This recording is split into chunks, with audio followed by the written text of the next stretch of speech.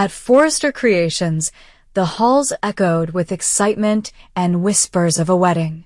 Hope Logan had made her decision after years of emotional back and forth, heartbreak, and healing. She had chosen to reunite with Liam Spencer, the man she had loved for most of her adult life, the father of her daughter, the one she believed she was meant to end up with. Their engagement was announced with quiet elegance, and Brooke Logan wasted no time planning the perfect ceremony. The Logan family was finally beginning to feel whole again, and Liam, although still fragile from his recent health scare, appeared grounded in the stability that Hope promised him. But just as the pieces were falling into place, a revelation shattered the fragile peace. Daphne Rose, the poised and private woman who had been quietly building something real with Carter Walton, confirmed what she had only suspected for days. She was pregnant. The news hit Carter like a bolt of lightning. After years of heartbreak, fleeting romances, and emotional detachment, he was finally about to become a father. And not just any father, he would be raising a child with a woman who had stood by him when no one else would. A woman who had never wavered, even when he was lost in the shadows of Hope's indecision. The moment should have been celebratory. Daphne was radiant, emotional, and hopeful. Carter, initially stunned, quickly embraced the idea of fatherhood. They held each other close that night in the loft they now shared, quietly dreaming about what kind of parents they would be. Carter promised to be everything he never thought he could be: present, devoted, and emotionally available. Daphne, overwhelmed with joy, felt secure for the first time in years. They were a family in the making.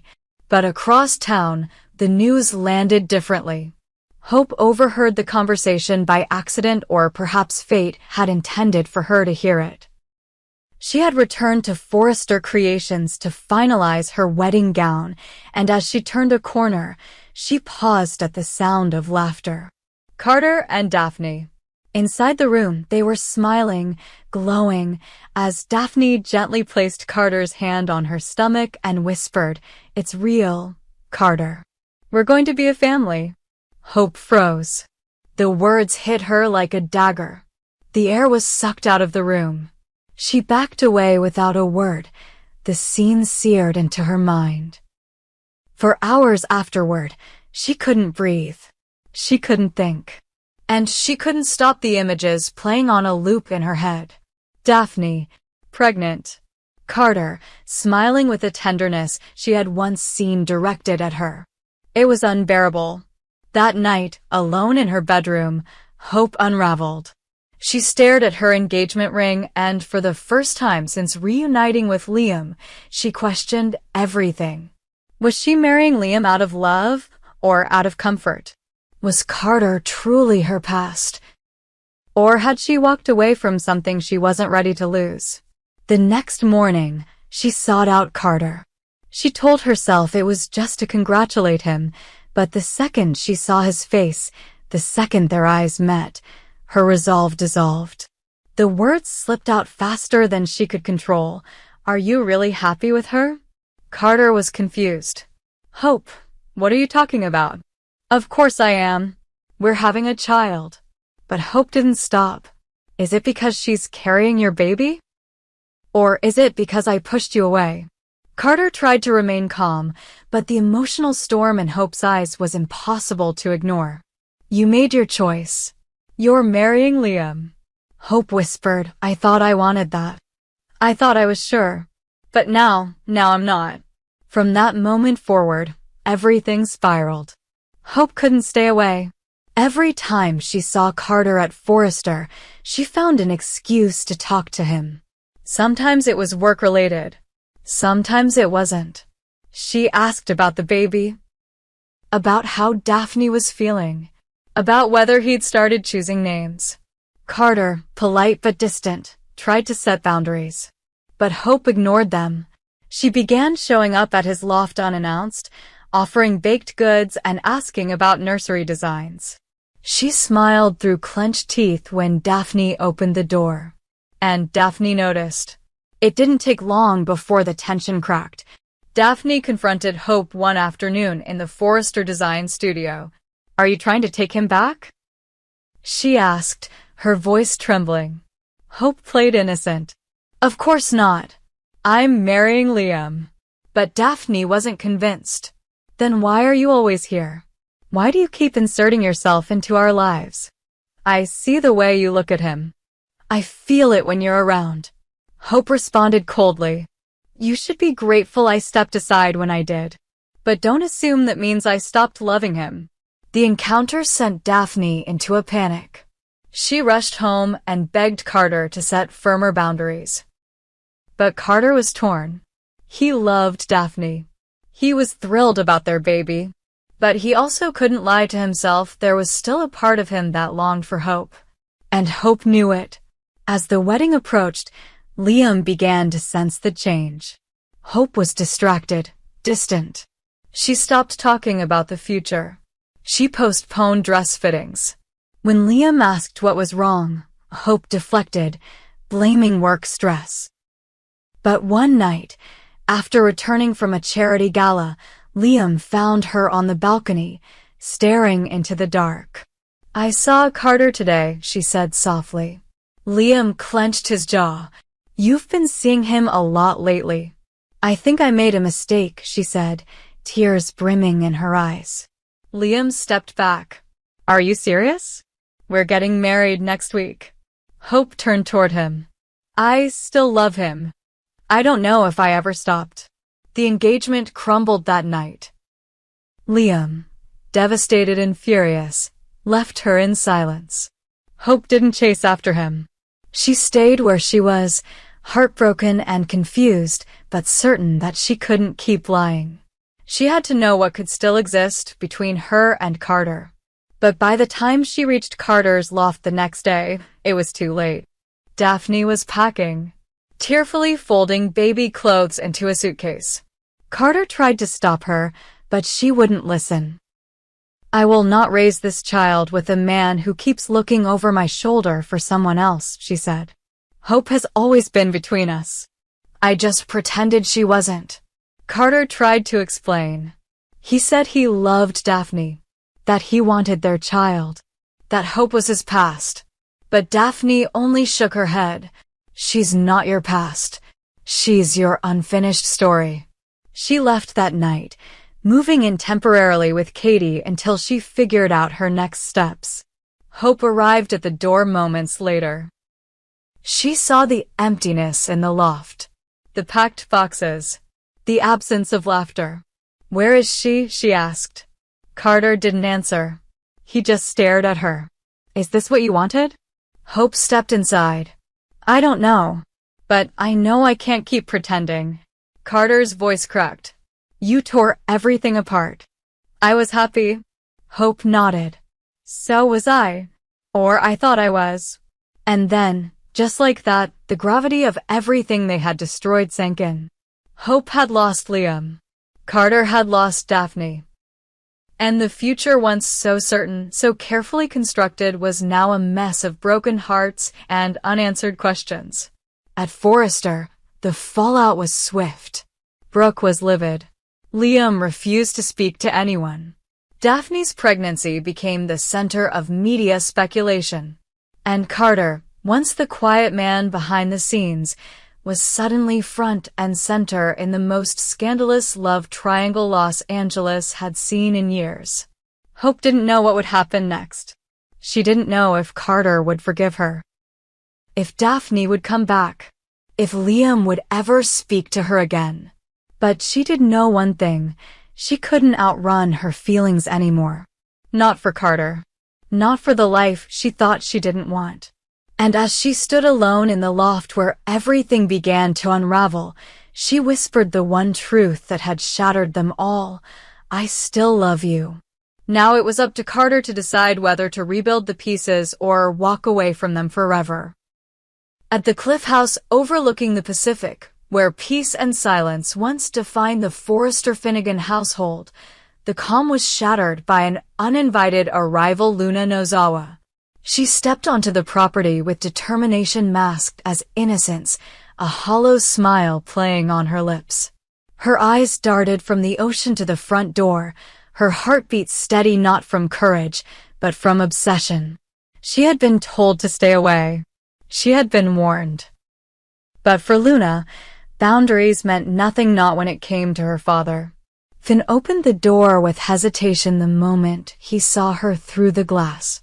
Steffi appeared behind him, tense, her arms crossed protectively across her chest. "You shouldn't be here," Finn said, voice firm but not angry. Luna smiled, as if her presence was a surprise they should welcome. "I just wanted to talk," she said sweetly. "You never answered my messages. You left me no choice." Steffi took a step forward.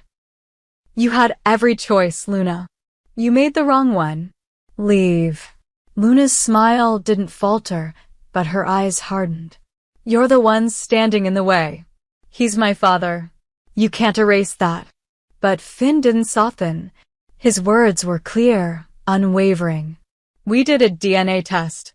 That makes me your biological father. But I'm not your dad. I don't want that role. I didn't ask for it. I don't welcome it." Luna's face fell for the first time, genuine hurt flickering across her expression. She looked at Finn, hoping he'd see the girl desperate for a connection, not the manipulator she was quickly becoming. "You don't mean that," she whispered. "You don't know me.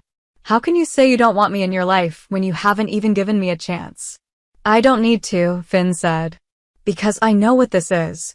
You don't want a relationship, you want leverage. And I'm not playing." Steffi stepped between them, her voice low and controlled. "Luna, go. Now. Before this becomes something you can't come back from." Luna's mouth tightened. "I'm not scared of you, Steffi.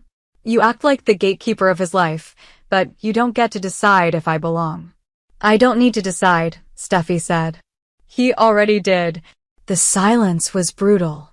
Finally, Luna turned on her heel, face flushed, fury boiling beneath her skin. As the door slammed behind her, Finn exhaled deeply, collapsing into the couch. "She's not going to stop," he said. Steffi nodded. "Then we don't let her break through." But Luna wasn't done. She drove straight to an old part of town, to the apartment of the one person who would never tell her no, her grandmother, Sheila Carter. The moment she stepped inside, she collapsed into Sheila's arms, sobbing not from heartbreak, but from the rage of rejection. "He threw me out," she choked. "He said he didn't want me. He said I wasn't his daughter."